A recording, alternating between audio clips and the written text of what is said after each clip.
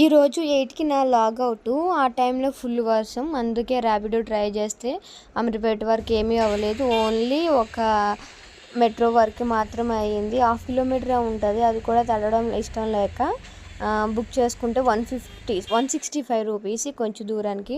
At least metro అయితే కొంచెమైనా తడవకుండా వెళ్తాను అని అక్కడి నుంచి కూడా కొంచెం లోపలికి వెళ్ళాలి, అమీర్పేట నుంచి కూడా. ఇంకా అది తప్పదు అనుకో.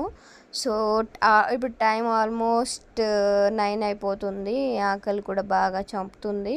సో పక్కనే చిన్న మార్కెట్ ఉంది, సూపర్ మార్కెట్. సో అందులోకి వెళ్ళి ఏమన్నా మనకి నచ్చింది చూద్దాం అని ట్రై చేశాను. మొత్తానికి కష్టపడగా నాకు 2-3 లేస్ ప్యాకెట్లు, ఇంకోటి కుర్కురేస్ దొరికినాయి.